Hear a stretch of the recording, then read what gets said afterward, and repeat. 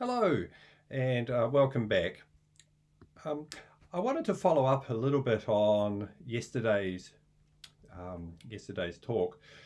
Uh, I used an example at the start of yesterday about if you're having to give a speech, and I used that as an example of how we might sometimes feel nervous, but for perhaps not rational reasons. And I wanted to follow up on that.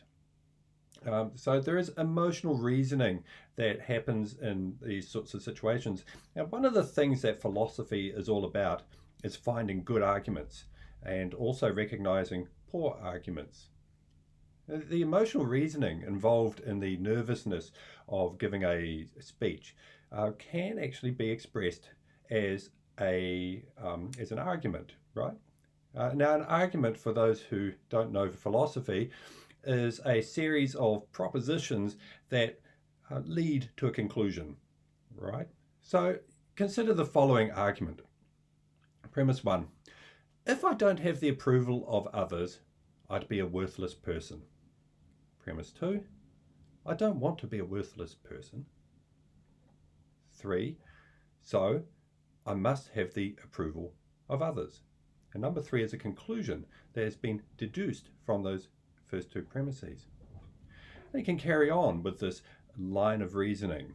Four: because I must have the approval of others, if something could go wrong and result in me not having the approval of others, then I must constantly think about it and not relax.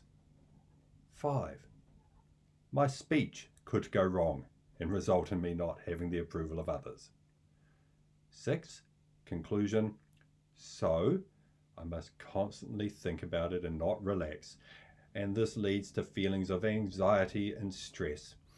This is a type of thing that's probably going on in the back of someone's mind when they are nervous about presenting something or performing a speech. Okay. Now, it can be refuted, right? The argument, the premises can be refuted and perhaps shown to be not quite as rational as you think they are, right? Now, the first thing, and this is what we talked about yesterday, is that, look, the audience's reaction is beyond your control. They can respond in whatever way they wish. What's important is that you're doing your best, okay? But another antidote to that line of reasoning, as expressed above, would be to suggest that you actually don't know that your speech will go wrong. It might be perfectly good, unless you are a soothsayer and can see the future. Then at this time, before giving the speech, you've got no reason to think that it's going to go wrong. But even if it does, who's to say that your speech going wrong will lose you the approval of the audience? They may admire your courage, right? It takes a lot of courage to stand up and deliver a speech. Okay, now consider the first thought, that you'd be a worthless person if you don't have the approval of others. Now, we tend to want to be approved of, don't we? It's in our human nature, but it doesn't matter if people approve of you, right? Consider this.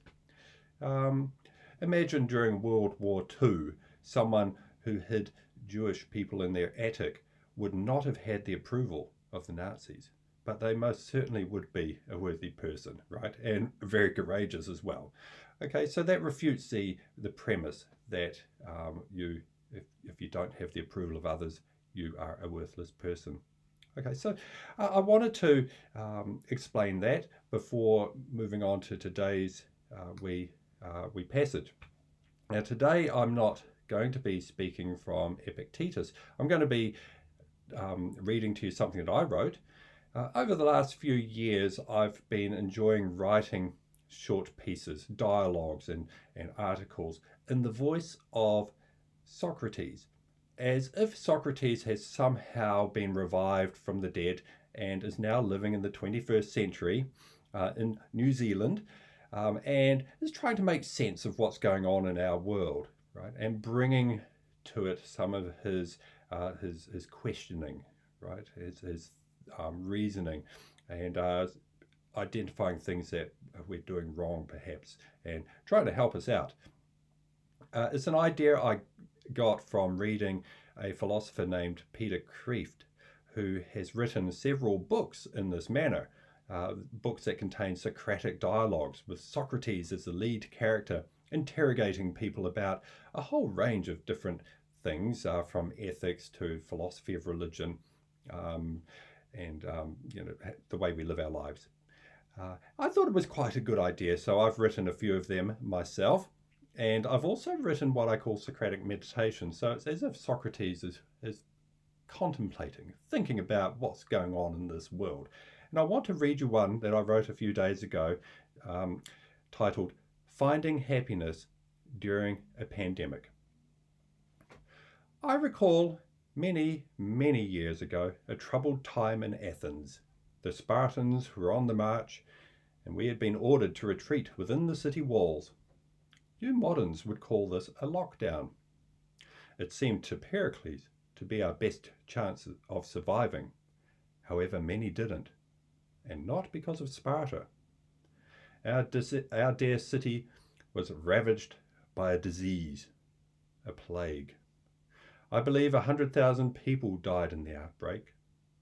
By the gods, I can still see the look of worry on the faces of my friends. Nobody understood what was going on. Taiki, Fortuna, was not smiling on us at that time. But we got through. The plague ended and we rebuilt.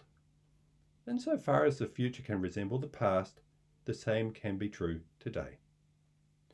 You are more fortunate than we ancients. You have an understanding of how disease spreads. We knew nothing of this. If we had your knowledge, perhaps more of us would have survived. The idea of keeping physical distance may be contrary to our human nature, but your knowledge tells you that it is the best thing to do in this situation. Many folk try to find happiness in a shopping mall. Now that you can't seek it there, you may feel saddened. But is happiness really to be found in the mall? Perhaps we have been overestimating how much happiness consumer products can bring. And perhaps we have been underestimating how much happiness can be found in a simple walk in nature or a game with a loved one. I know many people cannot currently walk in nature. We are locked down under curfew, but I believe some lockdown rules allow for a walk around the street for exercise. No congregations, of course. Use this time for quiet contemplation. Enjoy fresh air. There is no rush to be anywhere during a lockdown. Is this not the most fortunate way to be? You can read a book. You can stay up late and look at the stars. You can immerse yourself in music. Learn how to appreciate a symphony. We are undoubtedly finding this time challenging, and much of this is out of our control. And so be it.